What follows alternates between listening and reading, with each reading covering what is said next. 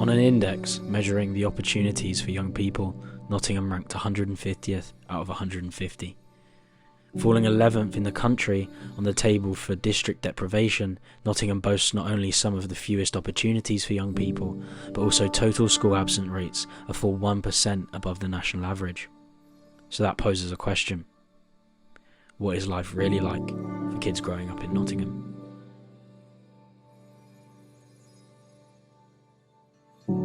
This is going to be a long day.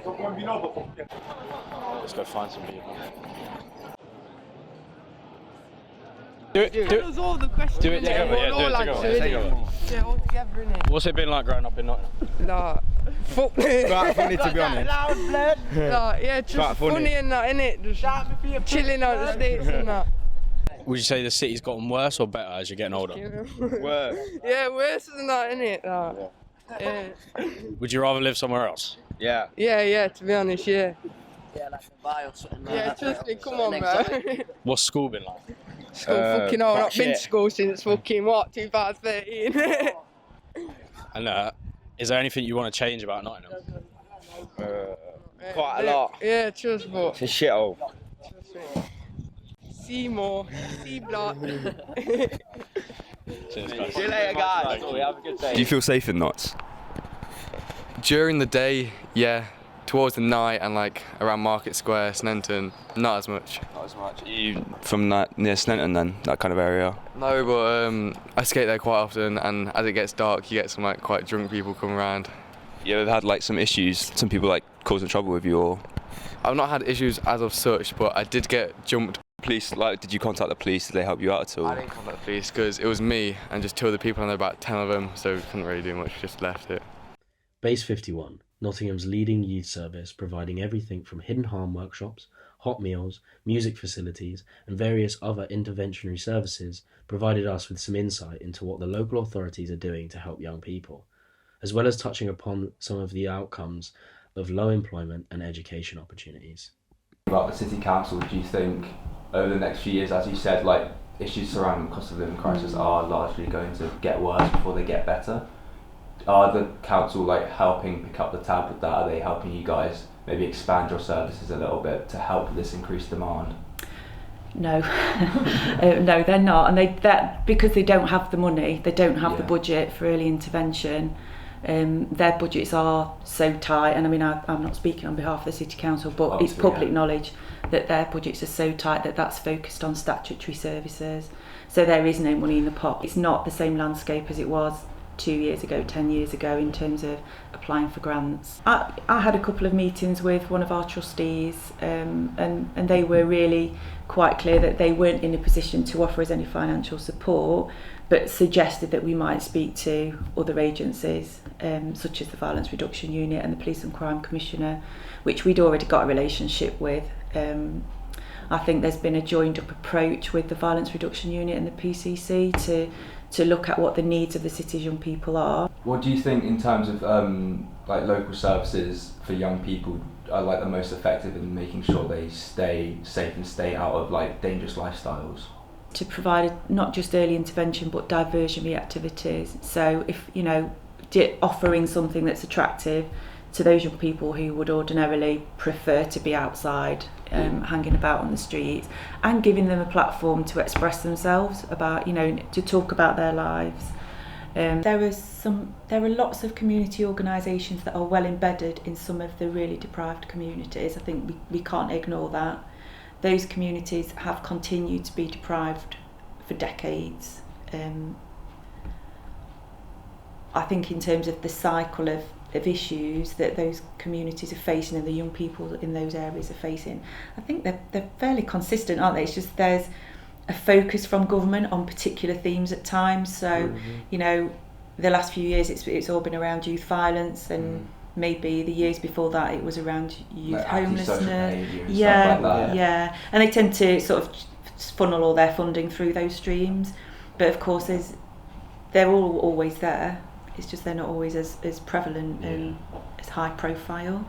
Do you feel that is sort of like addressing the symptoms rather than attacking the causes of why these things are happening? Yeah, I do sometimes, because you know you've got the deprivation and the poverty in some of those areas, and you know they're not fueling the funding in and the activity to those areas, so the kids come out of those areas and then they get involved in criminal activities because they want the latest new trainers, or some young people might need to put food on their own families' tables. You know, I had a conversation with a young person who said they got to 14 and mum and dad said, you know, you've got to go and buy your own stuff now. So how are they going to get the money? They're a 14-year-old. So they're going to turn to criminal activity. What could be done in Nottingham to try and keep more young people here? But more opportunities, job opportunities. Because that was the Youth Opportunities Index that put us 150 out of 150th. It was based on education and employment, and I think quite a lot of students do take the part-time jobs that will get people, you know, starting that journey. Despite trying, local authorities have fallen significantly short of addressing the problems facing young people. To no fault of the amazing people working hard, delivery of services crucial to the children growing up in Nottingham are underfunded and aren't being prioritised.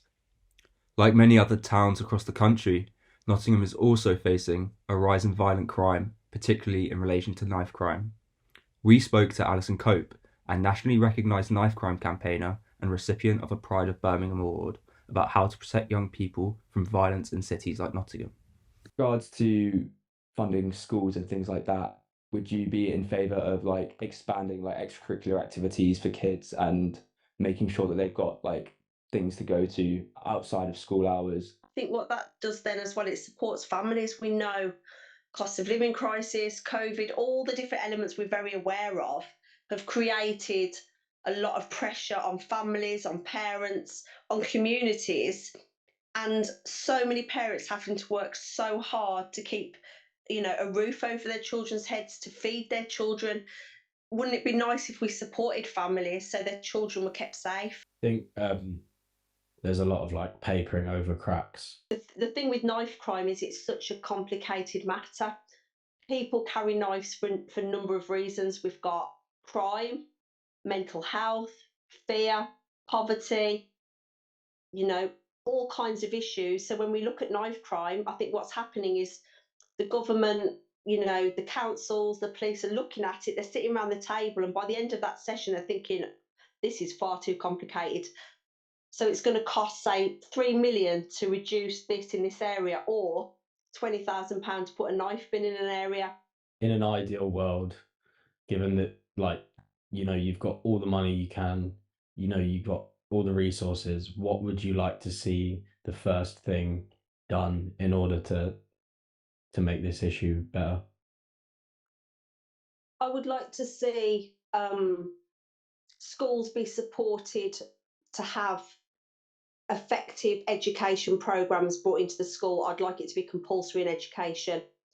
I would like to have the money invested so we can extend school opening hours and turn them into youth centres for each area. I would like to make sure that when a minority of young people are really struggling, whether it be mental health, gang affiliation, trauma, that the support services are there. Waiting 2 years to get therapy is too late. We need the support for young people to save their life. As many young people in Nottingham start life on the back foot, facing low employment opportunities and underfunded education, there is no wonder there is a sense of disillusionment. As the city's authorities prioritise addressing the symptoms of such deprivation, the causes go overlooked. The amazing work of figures and organisations like Base 51 and Alison Cope are crucial lifelines for many in Nottingham, but this does not stop some young people viewing life in Nottingham as a dead end.